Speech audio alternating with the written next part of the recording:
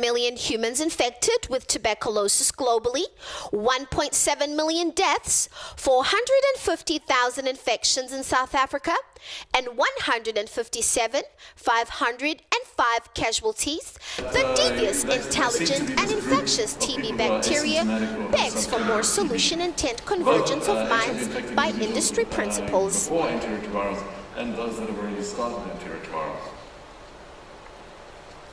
And so these are several studies which show very similar figures, that there are this group of individuals who report no symptoms, but when you take a specimen from them, they're culture positive. So we use this fact in designing several contact tracing studies, which we've done. The first study that I'm going to share with you is one done in Matlosana, which is a health sub-district in the Northwest Province around Klerksdorp, which has a very high TB incidence of approximately 800 per 100,000. So really on a high end of South Africa's epidemic. And we identified households either if their household member had been diagnosed with TB, we then went to that household, or we randomly selected households using geo-coordinates and went to the closest household of that geo-coordinate and then tested everyone in that household.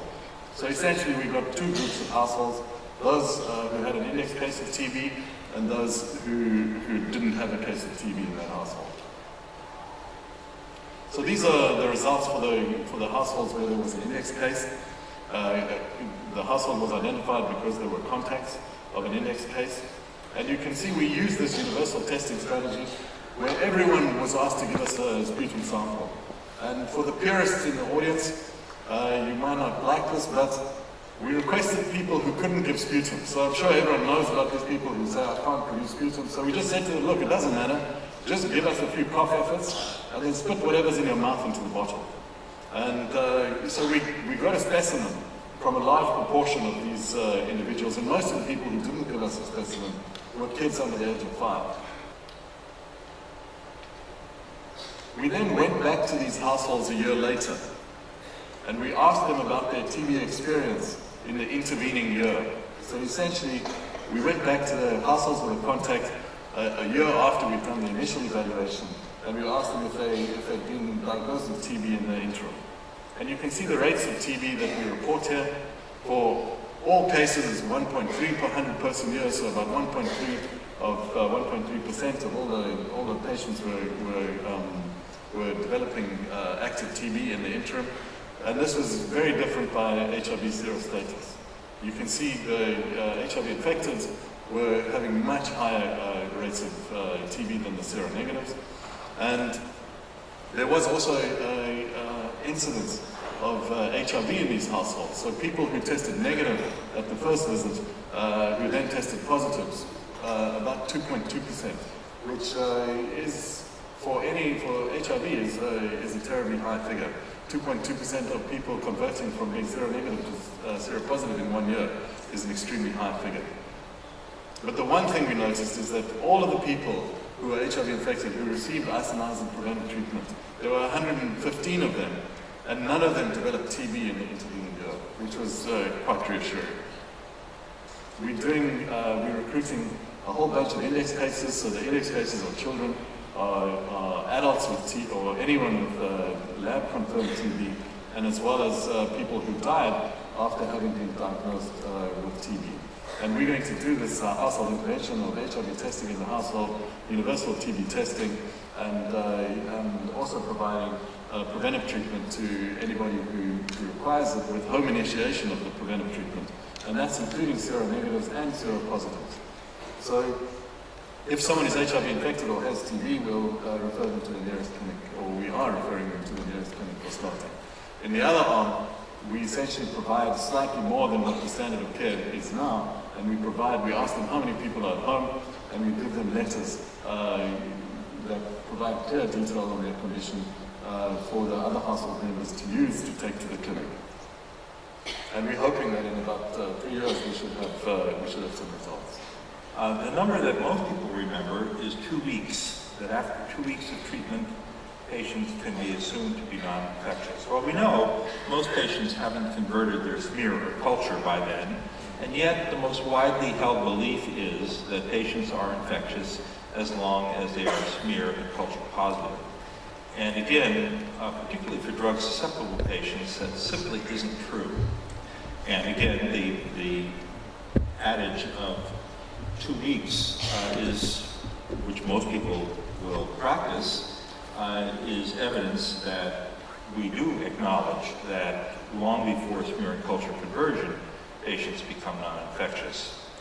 The other fact that leads me to the conclusion that the problem is not on the TB ward is the presence of many unsuspected, untreated, or ineffectively treated patients in other areas of the hospital with unsuspected TB or unsuspected drug resistance. Now, in this country, not in many others, but in this country, there's unlikely to be undetected MDR-TB because of the prevalence of gene expert testing. But still, if you don't suspect TB at all and don't do TB testing at all, there may be unsuspected MDR-TB.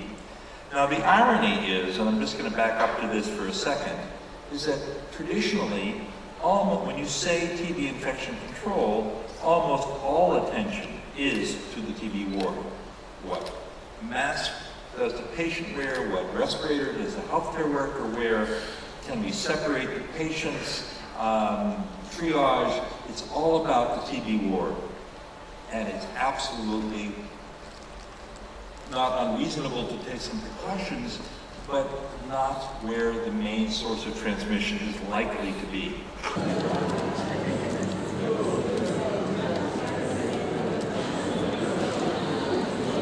Today, the TB International Conference pursues, with its 2018 key focus, Find Missing Patients in Durban, South Africa.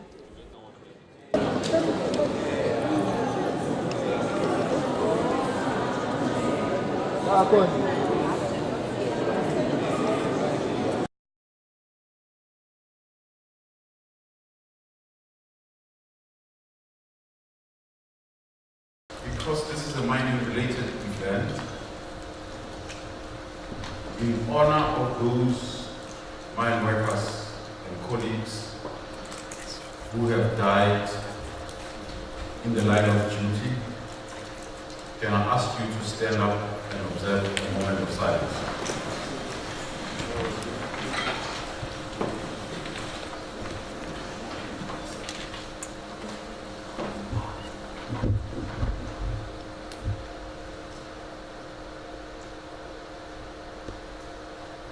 Thank you.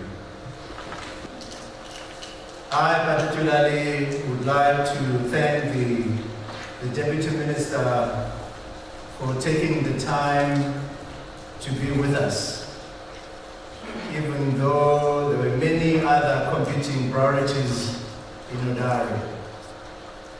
To us, this is a demonstration of your commitment to eliminating TB, HIV, and occupational lung diseases in the mining industry. This TB conference and parallel session is taking place at an opportune time for galvanizing all role players against TB, HIV, and silicosis. The HWO Global Ministerial Conference on Ending TB just took place in Moscow in November of 2017. And the first United Nations General Assembly high-level meeting on TB is due to take place in September of this year. And it is long overdue that TB, like HIV/AIDS, gets the requisite attention from the heads of state. Let me take this opportunity to introduce to you Masoi Say TB, which means let's beat TB. Masoi Say TB is a multi-stakeholder initiative for the mining industry. In the 3 years that Masoi Say TB has been in existence, It has been driven by its aim, which is to have a meaningful impact on the TB challenges in the country, reducing the current high incidence rate as we seek to ultimately eliminate TB. In this quest, we fully support the Sustainable Development Goals, the WHO and TB strategy targets of 1990-90, the United Nations AIDS Fast Track Strategy 1990-90 targets on HIV, the milestones set in our industry through the Mine Health and Safety Council, as well as our own targets as Masoe TB. In Masoe TB, we set the targets of screening for TB and counseling for HIV all employees on an annual basis. All over the world and throughout history, TB has been eliminated, not through medical interventions, but through improvements in socio-economic conditions, addressing the determinants of health, the income, employment status, access to land, housing, and education are just as critical as the provision of health care in the control of disease. The experience of the industry is that success in reducing TB and HIV is possible. Now, the question arises, why is there resistance? Why has there been resistance to the idea that silica is a cause of TB? Even my medical students can't be a cause. TB is an infectious disease. How can a dust cause an infectious disease? And I mentioned some of the alibis used by the mining industry previously. So I just want to spend a couple of minutes talking about this from a scientific point of view. Because I don't know, there may be doubters in this room. I mean, it's all very well for the mining industry to make a formal statement. But in your hearts, do you really believe that there's a relationship between silica and tuberculosis? Because if you don't, then you're not going to blow hot and cold, mainly cold, when it comes to making decisions. What's been shown, and the reason I mention it here, it seems to be worse if you've inhaled silica dust or have silicosis. You have increased fibrosis due to the TB. You have increased loss of lung function. You have an increased risk of dying during treatment for TB, but also, as has been published recently, an increased risk of delayed or latent mortality, and risk of other lung disease such as mycobacterium and other lung tuberculosis. So, for many miners, the diagnosis of tuberculosis is in fact a lifelong diagnosis, and the impact of tuberculosis does not end after 6 months. And that is a forgotten population. People who have been treated, thanked, and sent on their way. And so the statement encouraged miners, employers, businesses, and global health funds to invest in control measures to prevent TB, to invest in control measures. That means investing in dust control. And in fact, this wasn't out of the blue, because there is evidence, not as much as we would like, that there is a positive cost benefit of putting money into controlling dust relative to the money spent on treatment. Now, silica doesn't only cause tuberculosis, it also is capable of causing emphysema, bronchial airway disease, lung cancer, and some other less common diseases in the autoimmune range. So there are many benefits other than tuberculosis. Cassia Kulu, Health and Civil Society News Sector, CWTV, Durban.